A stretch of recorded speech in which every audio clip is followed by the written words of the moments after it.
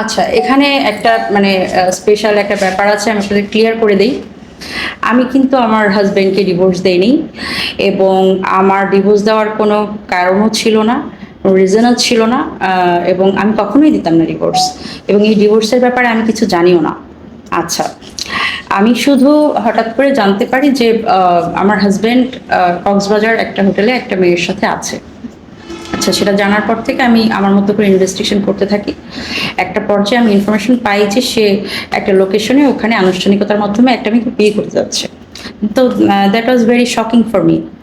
তো ইনস্ট্যান্ট আমি আমার বেবিকে নিয়ে ওখানে যাই, এবং যাওয়ার পর যখন আমি সত্যতা জানতে পারি আমি পুলিশকে ইনফর্ম করি, এবং ওই মেয়ে দরজা খোলার পর যখন অস্বীকার করলো, ওই মেয়ে দরজা খোলার পরে যখন অস্বীকার করলো যে এখানে নেই আপনার হাজবেন্ড, আমি তো ওখানে কনফার্মেশন পেয়েই গিয়েছি, লোকেশন ট্র্যাক করেই গিয়েছি।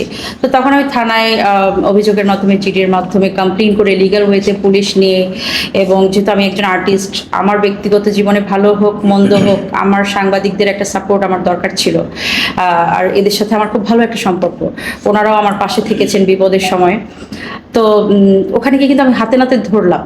পুলিশ গিয়ে কিন্তু যখন ওই মেয়েকে জিজ্ঞাসাবাদ করলো, সে বলেছে যে এখানে আপনার হাজবেন্ড নেই, এটা আমার একটা ফ্যামিলি বাসা, মানে টোটালি মিথ্যা কথা বলে। এই আমি খুব অবাক যে এই 55-60 বছরের একটা মানে মহিলা, এই সুগার মাম্মি, মানে মুখের উপর কিভাবে মিথ্যা কথা, তাও পুলিশের সাথে, মানে সে পুলিশ টুলিশ কিচ্ছু ভয় পায় না। তো যাই হোক।